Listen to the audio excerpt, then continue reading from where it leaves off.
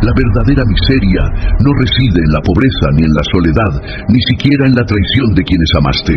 La auténtica desgracia del hombre radica en ese espejo que evita mirar cada mañana, en esa verdad que esconde bajo capas de excusas y mentiras piadosas.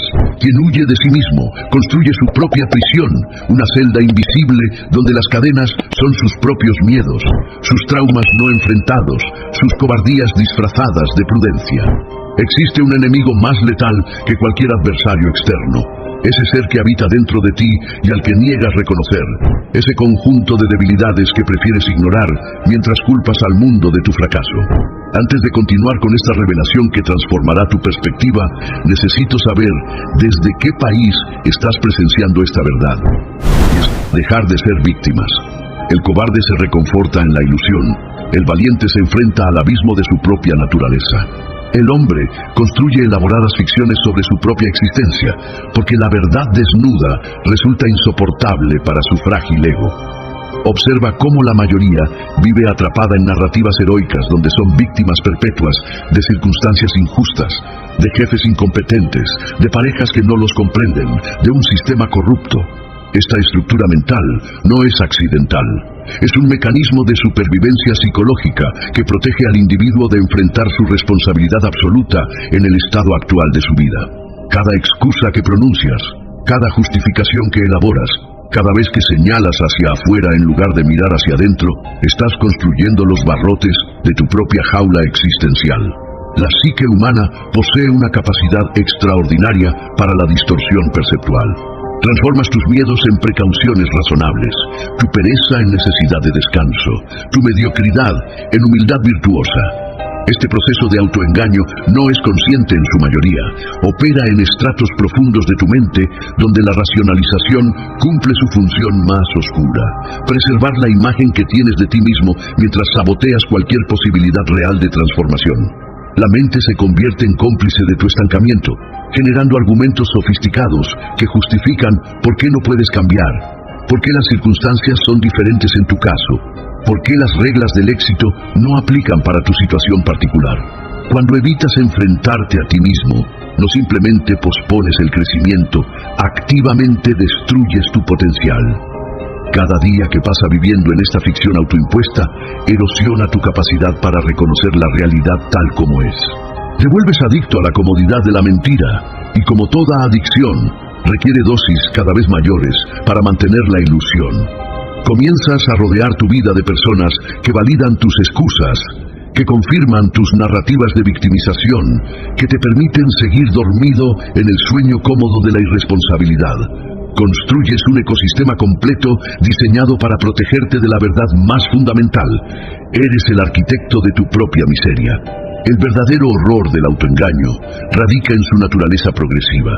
Lo que comienza como pequeñas distorsiones de la realidad evoluciona hacia una completa desconexión de quien realmente eres versus quien pretendes ser. Desarrollas una personalidad falsa, una máscara social tan elaborada que olvidas que existe un rostro debajo de ella. Tus relaciones se vuelven superficiales porque nadie puede conectar genuinamente con una ilusión. Tu trabajo se convierte en una actuación vacía porque estás interpretando un papel en lugar de expresar tu esencia auténtica. El sexo pierde significado porque tu cuerpo está presente, pero tu verdad está ausente. Cada aspecto de tu existencia se contamina con esta fundamental deshonestidad contigo mismo. La sociedad moderna facilita y recompensa este autoengaño masivo. Te ofrecen distracciones infinitas para que nunca tengas que quedarte a solas con tus pensamientos. Las redes sociales te permiten proyectar una versión curada y falsa de tu vida, mientras la realidad se pudre en silencio. El entretenimiento constante adormece cualquier impulso de introspección profunda. Las sustancias, el consumismo, el activismo performativo, todas son estrategias para evitar ese encuentro aterrador contigo mismo. Y mientras tanto, los años pasan, el potencial se marchita, y llegas al final de tu vida habiendo sido un extraño para ti mismo, habiendo desperdiciado la única oportunidad que tenías de vivir auténticamente. La trampa más sofisticada del autoengaño es que se disfraza de autoprotección. Tu mente te convence de que no puedes manejar la verdad, que reconocer tus fallas te destruiría, que admitir tus responsabilidades sería demasiado doloroso. Pero esta es la mentira suprema. Lo que realmente no puedes sobrevivir es una vida construida sobre cimientos falsos.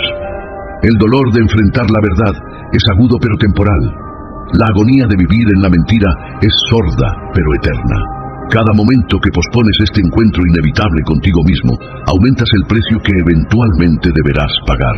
Tu identidad no es lo que crees que es. La imagen que tienes de ti mismo es una construcción fragmentada, un collage de experiencias pasadas, expectativas ajenas, traumas no procesados y fantasías compensatorias. Observas este espejo roto y te convences de que la imagen distorsionada que refleja es tu verdadero rostro. Pero esa persona que crees ser no existe. Es una ficción elaborada por tu mente para darle coherencia a una existencia fundamentalmente caótica y desprovista de significado inherente. El primer acto de valentía no es enfrentar al mundo, es enfrentar esta falsificación que has estado llamando yo durante toda tu vida. La mayoría vive atrapada en una identidad heredada. Eres lo que tus padres proyectaron sobre ti, lo que tus maestros etiquetaron, lo que tus primeras relaciones confirmaron. Nunca te detuviste a cuestionar si esta persona que llegaste a ser es quien realmente eres, o simplemente una acumulación de programación externa. Aceptaste el rol que te asignaron en el teatro social y lo has estado interpretando con tanta dedicación que olvidaste que es solo un papel. Tu profesión, tus opiniones políticas, tus gustos culturales, incluso tus miedos y deseos. ¿Cuántos de ellos elegiste conscientemente y cuántos simplemente absorbiste de tu entorno como una esponja absorbe agua? El proceso de construcción de identidad falsa comienza temprano. Cuando eras niño, aprendiste rápidamente qué versión de ti mismo era recompensada y cuál era castigada. Si la vulnerabilidad traía rechazo, aprendiste a ser fuerte artificialmente. Si la autenticidad generaba burla, aprendiste a ser falso estratégicamente. Si expresar necesidades causaba abandono, aprendiste a ser independiente patológicamente. Cada herida emocional no procesada se convirtió en una instrucción de programación, cada trauma en un mandato interno que dicta cómo debes ser para sobrevivir. Y así construiste una personalidad de supervivencia, no de florecimiento, una identidad diseñada para evitar dolor, no para buscar verdad. La tragedia es que esta identidad falsa funciona lo suficientemente bien para que nunca la cuestiones. Te consigue trabajo, relaciones, un lugar en la sociedad. Pero hay un costo invisible. Vives perpetuamente dividido. Existe una grieta fundamental entre quien aparenta ser y quien secretamente sabes que eres. Esta división consume energía masiva. Te mantiene en constante vigilancia para asegurar que la máscara no se deslice, que nadie vea lo que hay debajo. Y esa cosa que hay debajo, ese ser auténtico que niegas, no desaparece simplemente porque lo ignores. Se manifiesta en ansiedad, depresión, adicciones, enfermedades psicosomáticas, relaciones tóxicas, todas las formas en que tu ser real intenta comunicarte que estás viviendo una mentira. Enfrentar tu identidad real requiere destruir la falsa, y esto aterroriza porque has invertido décadas construyendo esa fachada. ¿Quién serías sin tus logros profesionales? ¿Qué quedaría de ti sin tus opiniones políticas que usas como armadura intelectual? ¿Qué encontrarías debajo de ese sentido del humor sarcástico que empleas para mantener distancia emocional? La respuesta es simultáneamente aterradora y liberadora. Encontrarías el vacío del que todos huyen, pero también el potencial puro de convertirte en quien genuinamente eres, en lugar de quien te programaron para ser. La identidad auténtica no se descubre, se crea mediante actos de honestidad brutal. Cada vez que admites una verdad incómoda sobre ti mismo, destruyes un fragmento de la ilusión. Cada vez que actúas de acuerdo a tu naturaleza real, en lugar de a las expectativas sociales, reconstruyes tu ser sobre fundamentos sólidos. Este proceso no es poético ni místico, es violentamente práctico. Requiere observar con frialdad tus patrones de comportamiento, identificar las mentiras que te cuentas, reconocer las máscaras que usas en diferentes contextos y tener el coraje de quitártelas sabiendo que lo que quede expuesto será juzgado, rechazado, malinterpretado. Pero solo lo que es real puede crear conexión genuina, solo lo auténtico puede generar poder verdadero. Solo quien se conoce puede ejercer dominio sobre su destino en lugar de ser arrastrado por corrientes subconscientes que no comprende. El miedo no es una emoción simple, Es una arquitectura compleja que construyes ladrillo por ladrillo cada vez que eliges la ilusión sobre la verdad. Y el miedo más profundo, el que gobierna secretamente tu existencia, no es el miedo a la muerte, al rechazo o al fracaso. Es el miedo a descubrir que todo lo que has sido es una mentira cuidadosamente elaborada. Temes enfrentarte a ti mismo porque sospechas que no encontrarás nada noble allí, que detrás de tus justificaciones morales hay egoísmo puro, que debajo de tu competencia proyectada hay inseguridad devastadora, que dentro de tu armadura de confianza hay un niño aterrado que nunca creció realmente. Este terror primordial te mantiene en perpetua huida. Llenas cada momento con ruido, actividad, obligaciones, cualquier cosa que te impida estar a solas con tu propia mente.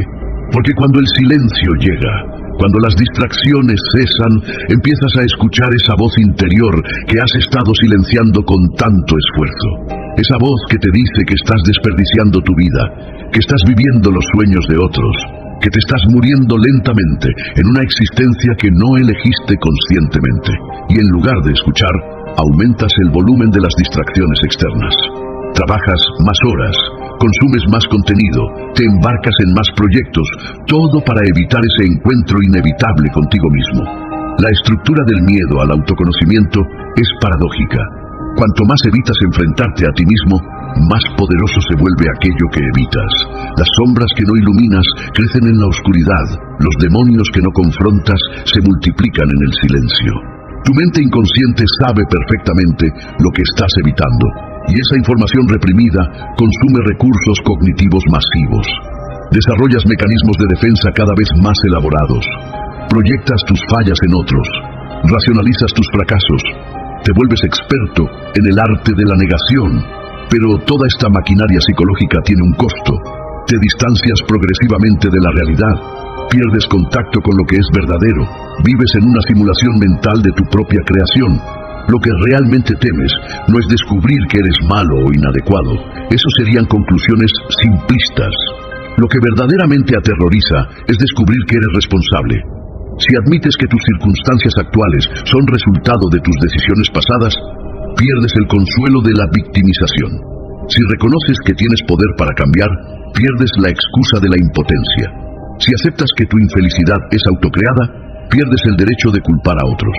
Esta responsabilidad total es la carga que todos evitan porque implica que no hay salvador externo, no hay circunstancia mágica que arreglará tu vida, no hay otra persona que te completará. Estás solo con tu poder y tu responsabilidad, y eso es más aterrador que cualquier monstruo externo. El miedo al autoconocimiento se alimenta de la ilusión de control. Crees que si no miras tus fallas, no existen. Si no admites tus traumas, no te afectan. Si no reconoces tus patrones destructivos, puedes seguir repitiéndolos sin consecuencias. Esta es la lógica infantil que gobierna la mente adulta no examinada. Pero la realidad opera diferente.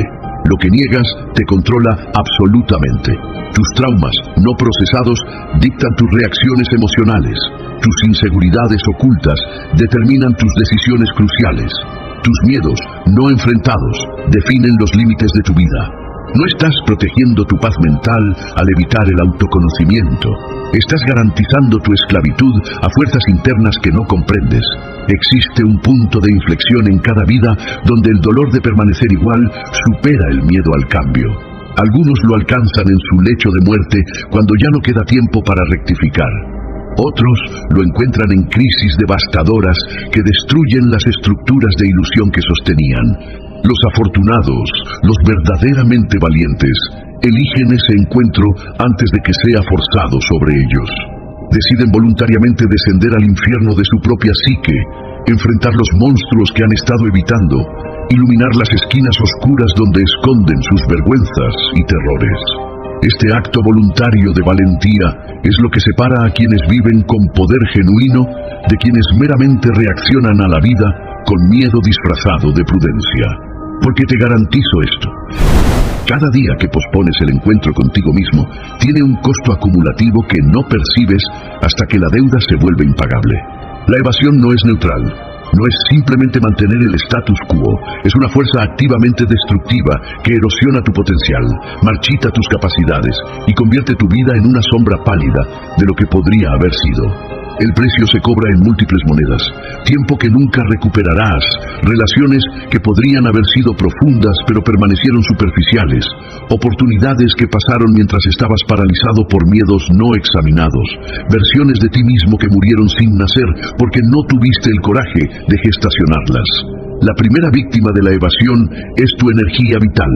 Mantener las mentiras requiere esfuerzo constante. Cada máscara que usas consume recursos psicológicos. Cada narrativa falsa que defiendes drena tu vitalidad. Tu mente funciona con la eficiencia de un motor con fugas, desperdiciando energía masiva en mantener compartimentos separados, donde guardas las verdades que no quieres que se encuentren. El resultado es esa fatiga existencial que no se cura con descanso, esa sensación de estar agotado incluso después de vacaciones, esa pesadez que no tiene causa médica, pero que te acompaña como una sombra. No estás cansado de vivir, estás cansado de mentir, especialmente de mentirte a ti mismo. La segunda víctima es tu capacidad de conexión genuina. Cuando evitas conocerte, te vuelves incapaz de permitir que otros te conozcan. Tus relaciones operan en niveles superficiales, porque no puedes ofrecer profundidad que no has explorado. El sexo se vuelve mecánico porque tu presencia es parcial. Las amistades permanecen triviales porque no puedes ser vulnerable sobre lo que realmente eres. El amor se convierte en transacción porque negociar es más seguro que entregarse, y así vives rodeado de personas, pero fundamentalmente solo, porque nadie puede conectar con la versión editada de ti que presentas al mundo. La soledad más devastadora no es estar solo, es estar acompañado pero no visto, es tener gente cerca, pero permanecer fundamentalmente invisible, porque lo que muestras no es real. La tercera víctima es tu poder de decisión. Cuando no te conoces, cada elección es esencialmente aleatoria. Tomas decisiones basadas en lo que crees que deberías querer, no en lo que genuinamente quieres. Eliges profesiones que impresionan a otros, pero que te vacían por dentro. Te relacionas con personas que se ven bien en papel, pero que no resuenan con tu esencia. Persigues objetivos que la sociedad valora, pero que te dejan emocionalmente insatisfecho. Y luego te preguntas, ¿por qué el éxito se siente vacío? ¿Por qué alcanzar metas no trae la felicidad prometida? ¿Por qué cada logro deja un sabor amargo de futilidad? La respuesta es simple. Estás persiguiendo los deseos de la personalidad falsa que construiste, no los anhelos auténticos del ser que realmente eres. El precio compuesto de décadas de evasión es devastador. Tu sistema nervioso aprende a vivir en estado de alerta constante, generando ansiedad crónica sin causa aparente. Tu cuerpo somatiza el conflicto no resuelto entre quien eres y quien pretendes ser, manifestándose en enfermedades sin origen claro.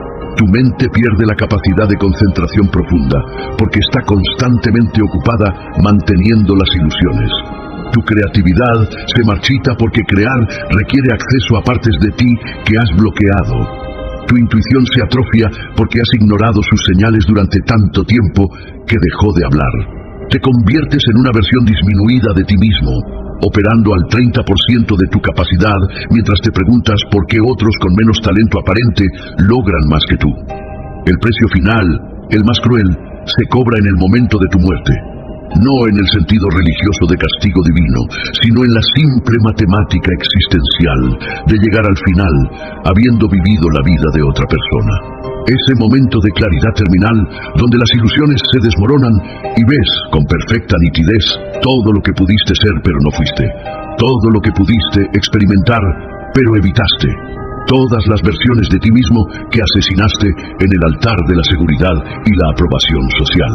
Este arrepentimiento no es moral, es ontológico, no es debería haber sido mejor persona, es nunca fui realmente yo mismo. Y ese es un dolor para el cual no existe consuelo, porque es el único error verdaderamente irreversible, haber tenido una vida y haberla desperdiciado siendo un extraño para ti mismo. Enfrentarse a uno mismo no es un proceso místico de contemplación serena en montañas tibetanas. Es un procedimiento quirúrgico sin anestesia, donde tú eres simultáneamente el cirujano y el paciente. Requiere herramientas específicas, metodología rigurosa y sobre todo la voluntad de sangrar psicológicamente mientras cortas el tejido necrótico de las mentiras que has estado llamando tu vida. El primer instrumento es la honestidad radical. No la honestidad social que todos practican superficialmente, sino la honestidad que admite lo inadmisible, que reconoce lo vergonzoso, que nombra lo innombrable. Comienza con el inventario brutal. Toma papel y documenta sin filtro todo lo que has evitado admitir, tus resentimientos secretos hacia personas que públicamente dices amar, tus fracasos que has racionalizado como circunstancias desafortunadas, tus motivaciones egoístas detrás de acciones aparentemente altruistas, tus adicciones que has disfrazado como hábitos inofensivos, tus miedos que has renombrado como principios, tus cobardías que has llamado prudencia, tus mentiras que has convertido en verdades mediante repetición. Este documento no es para compartir, es para ti, y su valor radica precisamente en escribir aquello que nunca permitirías que otros leyeran. La resistencia que sientes al hacer este ejercicio es proporcional a su necesidad. El segundo paso es el rastreo de patrones. Tus problemas actuales no son eventos aislados, son manifestaciones de estructuras psicológicas profundas. Observa cómo el conflicto que tienes con tu jefe replica dinámicas de tu relación con tu padre. Nota cómo tu incapacidad para comprometerte en relaciones refleja el terror al abandono que experimentaste en la infancia.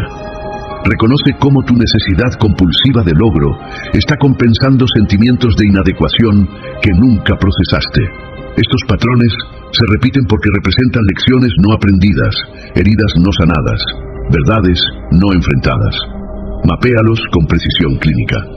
Identifica cuándo comenzaron, qué los activa, cómo se manifiestan, qué función cumplen en tu economía psicológica. La tercera herramienta es la confrontación de narrativas.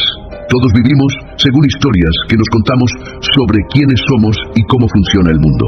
Estas narrativas son invisibles hasta que las examinas directamente. Soy introvertido, podría ser trauma social no procesado. No soy creativo, podría ser una crítica infantil que internalizaste como identidad. La vida es injusta, podría ser la racionalización que justifica tu pasividad.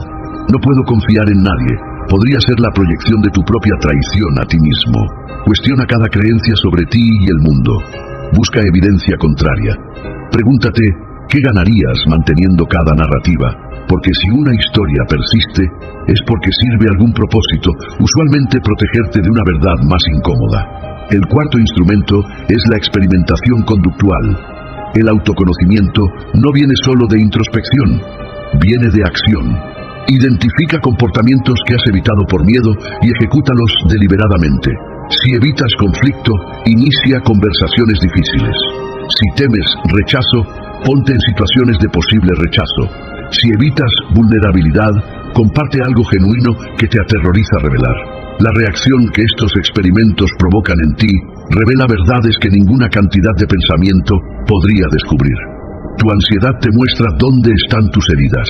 Tu resistencia señala tus puntos ciegos. Tu alivio después de hacerlo temido te enseña que la mayoría de tus miedos son fantasmas que se disuelven cuando los confrontas. La quinta práctica es el análisis de reacciones desproporcionadas. Cualquier respuesta emocional que excede la situación que la provocó está revelando algo más profundo. Si una crítica menor te devasta, está tocando una inseguridad fundamental. Si la traición de un conocido te destruye, está resonando con heridas de abandono antiguas. Si el éxito de otros te enfurece, está exponiendo tu propia sensación de fracaso. Estas reacciones desproporcionadas son ventanas directas a tu subconsciente. En lugar de justificarlas o reprimirlas, síguelas hacia atrás como hilos que conducen al centro del laberinto psicológico, donde residen las verdades que más has evitado enfrentar. Dentro de cada persona habita una galería de monstruos que nunca ve la luz. No son metáforas poéticas. Son fuerzas psicológicas concretas que gobiernan tus decisiones desde las sombras. El demonio de la envidia que se disfraza de crítica constructiva cuando analiza el éxito ajeno. El demonio de la cobardía que se viste de prudencia cuando justifica tu inacción.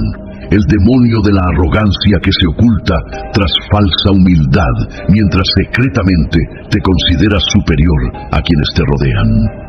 Estos demonios no desaparecen porque los ignores, al contrario, su poder crece en proporción directa a tu negación de su existencia. El demonio del resentimiento es quizás el más venenoso. Se alimenta de cada injusticia no confrontada, cada agravio no expresado, cada situación donde fuiste víctima y no actuaste.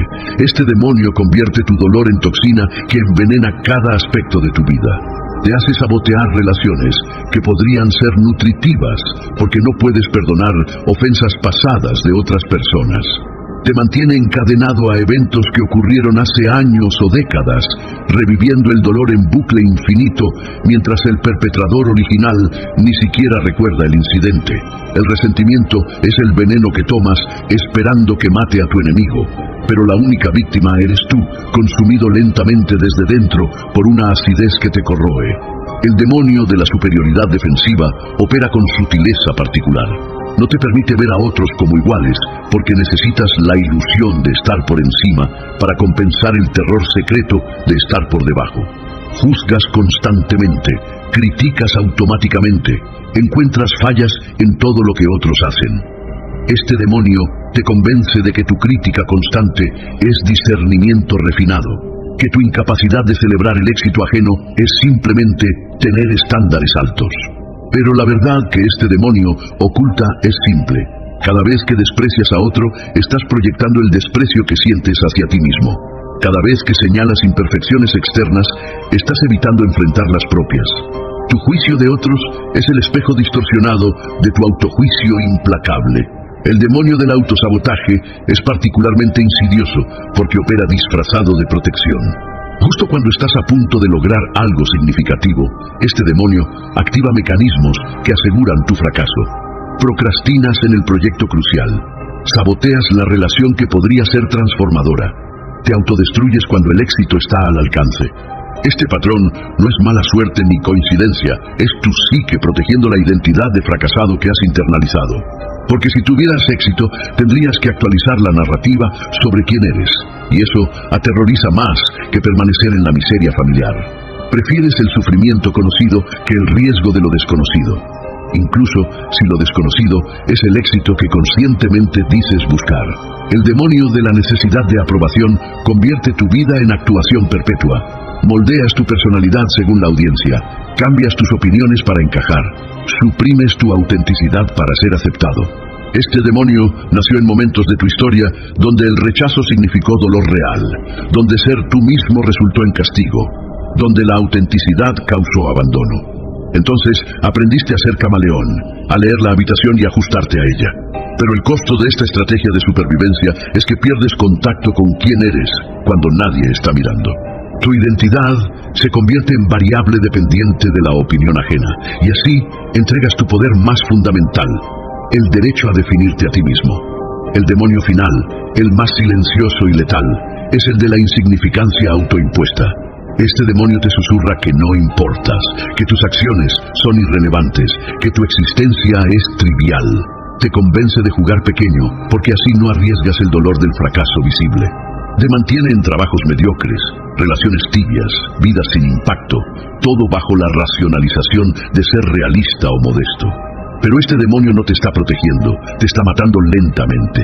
Está garantizando que llegues al final de tu vida habiendo ocupado el mínimo espacio posible, habiendo dejado la mínima marca, habiendo desperdiciado sistemáticamente cada gramo de potencial que poseías.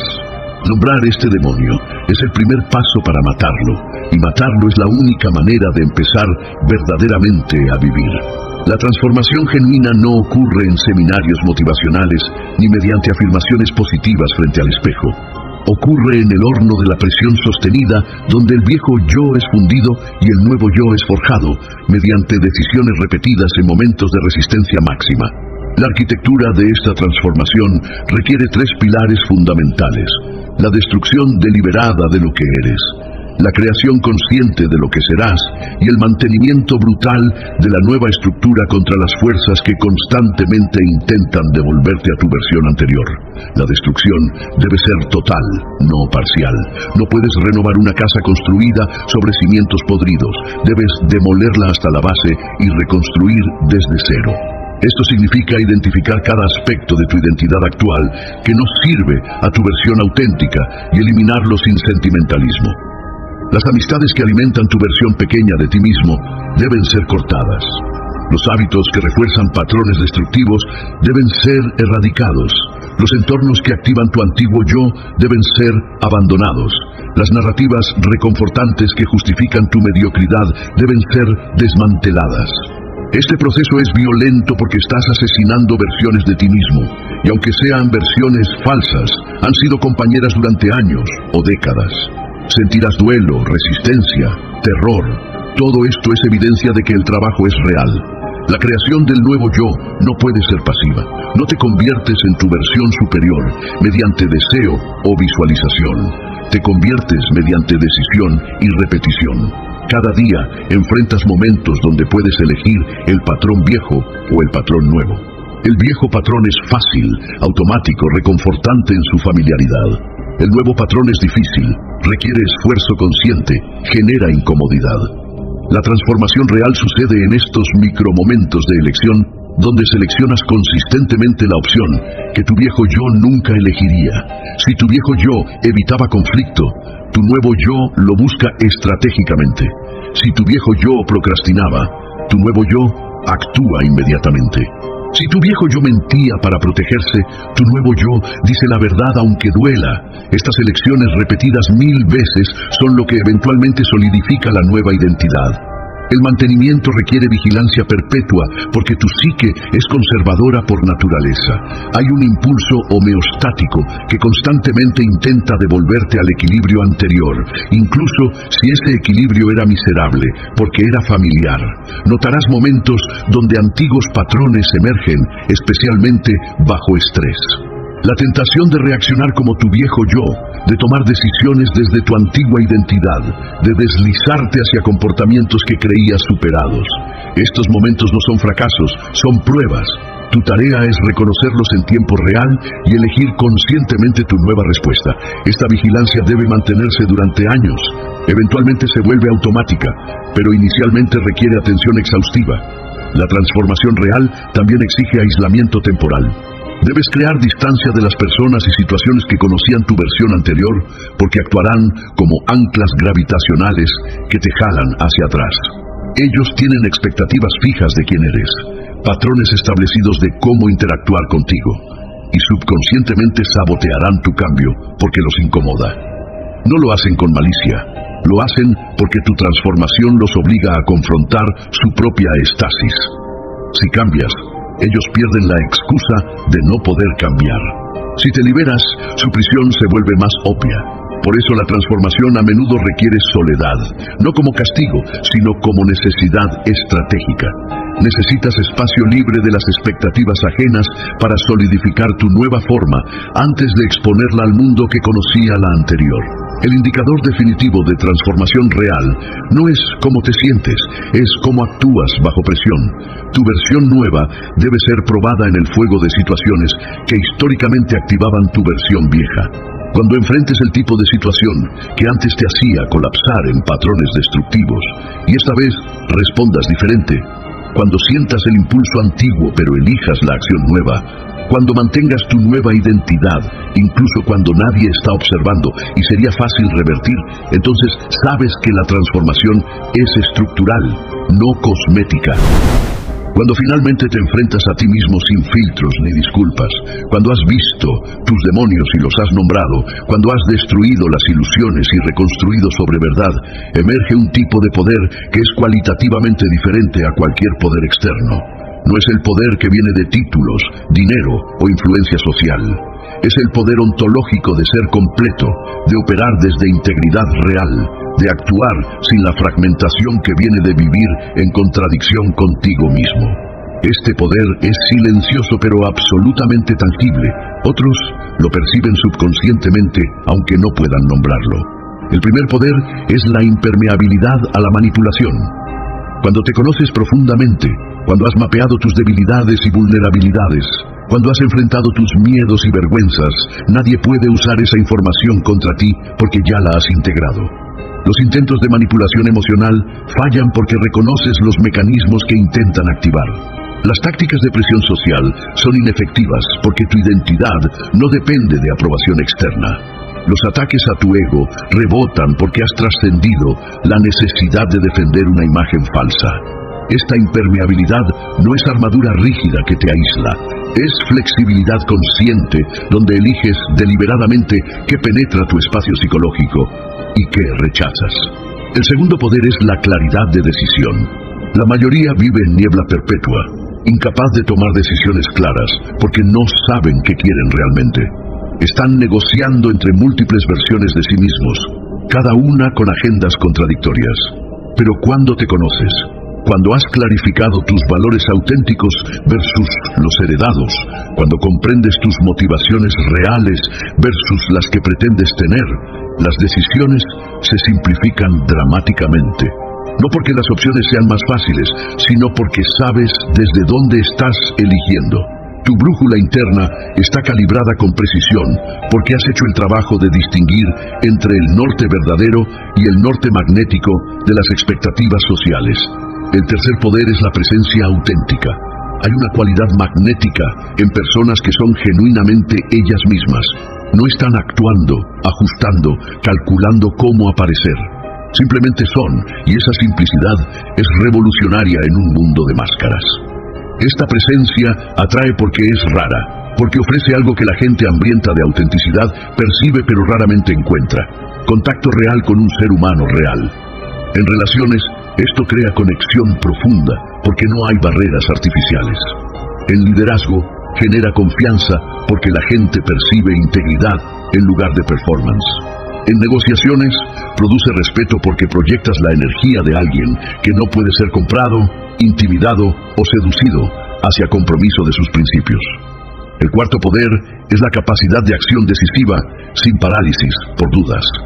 La duda crónica no viene de falta de información, viene de conflicto interno.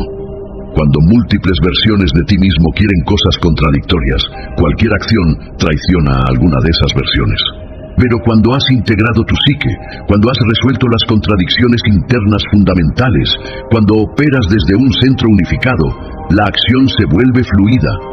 Todavía evalúas opciones racionalmente, pero no quedas paralizado en el limbo de la indecisión.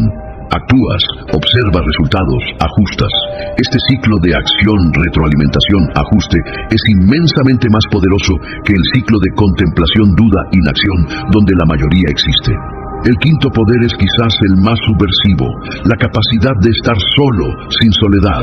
La desesperación por compañía, por validación, por distracción constante, proviene de la incapacidad de estar contigo mismo. Cuando te enfrentas y te conoces, tu propia compañía se vuelve suficiente. No necesitas personas para llenar vacíos internos, porque has llenado esos vacíos con autoconocimiento. Esto no te hace antisocial, te hace libre para elegir relaciones desde abundancia en lugar de necesidad desesperada. Puedes estar con otros sin perderte en ellos, puedes amar sin depender, puedes conectar sin fusionarte. Y paradójicamente, esta independencia te hace más capaz de intimidad verdadera, porque solo quien se posee completamente puede entregarse genuinamente. El camino hacia el autoconocimiento real está minado con versiones falsificadas que ofrecen la ilusión de progreso, mientras mantienen las estructuras fundamentales de autoengaño intactas.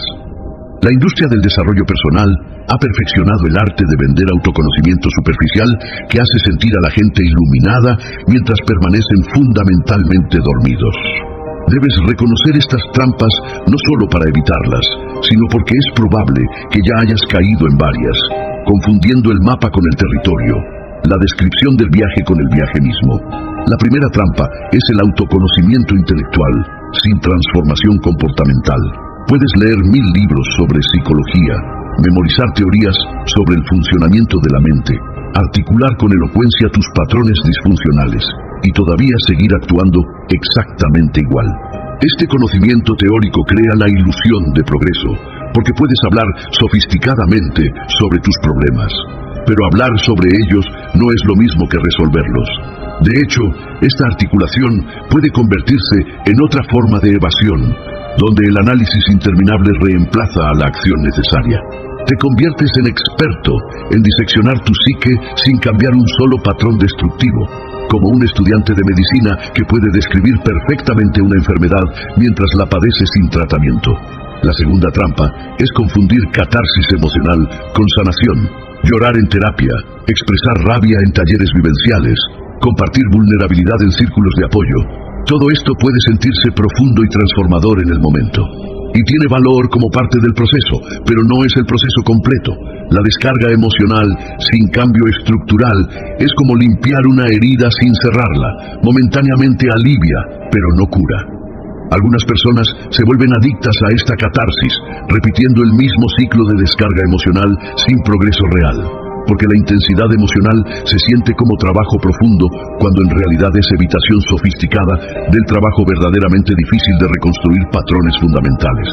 La tercera trampa es el autoconocimiento narcisista, que se enfoca exclusivamente en entender tu singularidad especial, sin reconocer tu humanidad común.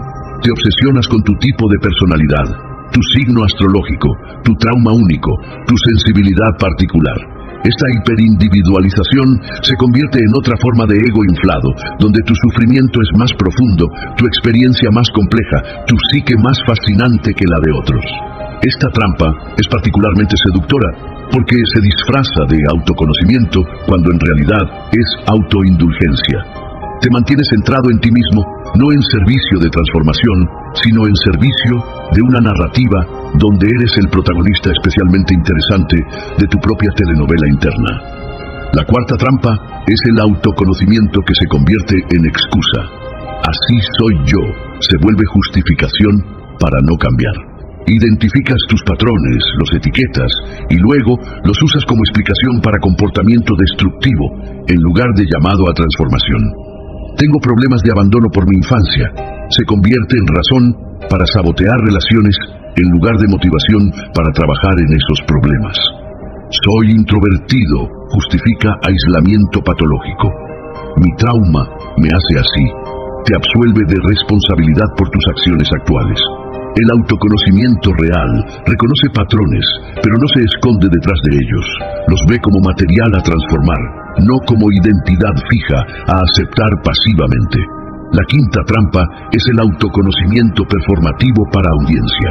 En la era de redes sociales, incluso el trabajo interno se convierte en contenido para consumo externo. Compartes tus insights, documentas tu proceso de sanación, creas marca personal alrededor de tu viaje de crecimiento.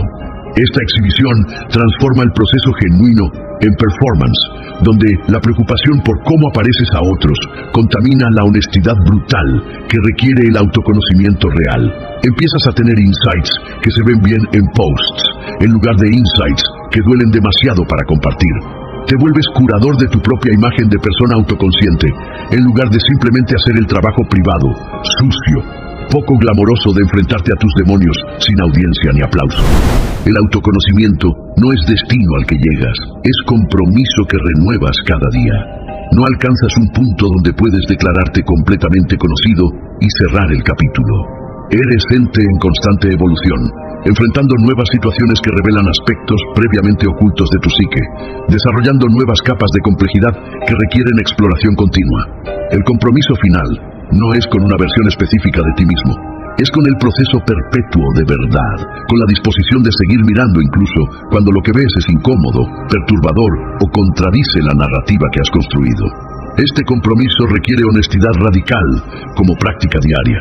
No la honestidad social de decir verdades fáciles, sino la honestidad subversiva de reconocer lo que pensaste que nunca admitirías. Cada mañana, antes de que las máscaras se solidifiquen y los roles se activen, hay un momento de verdad cruda, donde sabes exactamente cómo te sientes realmente, qué quieres genuinamente, qué temes secretamente. La mayoría aplasta este momento bajo el peso de las obligaciones y actuaciones del día. El compromiso es preservar ese momento, escuchar esa verdad, permitir que informe tus decisiones, incluso cuando contradice lo que sería conveniente o aceptable. El compromiso significa desarrollar relación con tu incomodidad, no para disfrutar el dolor, sino para reconocer que la incomodidad es brújula que señala áreas no exploradas. Cuando cierta verdad te hace retroceder, cuando cierto reconocimiento te genera resistencia visceral, cuando preferiría evitar cierta línea de pensamiento, eso es precisamente lo que debes explorar. Tu evitación marca el territorio donde reside el trabajo más importante. Esta relación con la incomodidad invierte la lógica operativa de la mayoría que vive evitando dolor y buscando placer. Tú aprendes a moverse hacia el dolor que señala crecimiento mientras evitas el placer que señala escapismo. El compromiso exige coraje sostenido en lo mundano. No es solo valentía para grandes momentos dramáticos, es la valentía de miles de pequeñas honestidades diarias. Admitir cuando te equivocas, reconocer cuando estás proyectando, identificar cuando estás evitando, notar cuando estás cayendo en patrones viejos. Cada uno de estos momentos es oportunidad de elegir verdad sobre confort, realidad sobre ilusión.